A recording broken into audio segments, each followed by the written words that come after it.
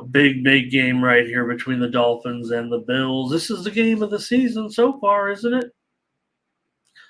With the Bills and the Dolphins.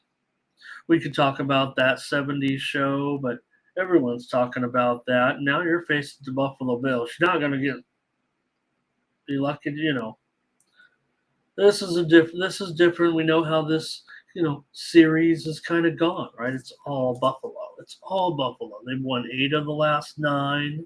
Now Dolphins usually do cover the spread here, but they've been getting more points in the past than this. Almost every time.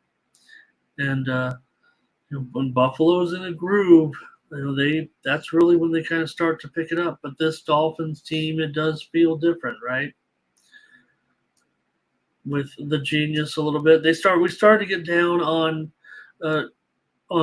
Allen, and you know what? He's come up pretty strong all of a sudden again.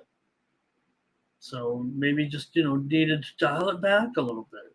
Buffalo outscored their 2 opponents 75-13 over those last 2 games, and man, they've been solid on third down conversions.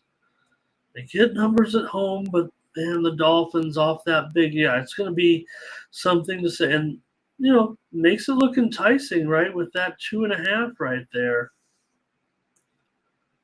So that's kind of the interesting thing about that is the fact that it's down under that key number now. In a series that really has been dominated by the Bills.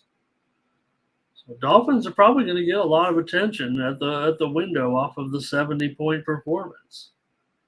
No matter what, I just don't think that's can be ignored necessarily. Now, the Dolphins 22-11 against the spread, coming off of a win. This is going to be great. And could it come down the wire? Of course it could. But the Bills series history does seem significant to me. And look at that total, boy, 53.5. It opened 49.5 on the look ahead, but after the 70-point performance, when the line reopened, it was 53.5. It went up to 54. Maybe even touched 54.5. Has since been bought back down to 53.5 here pretty much right now. Teams they've gone over in 6 of their last 9 meetings, and I've got to go over in this one for sure. I think we're gonna have a fun afternoon, aren't we? We're gonna have some fun with this one. No reason why we can't have both teams score well into the 20s here. Have a great time.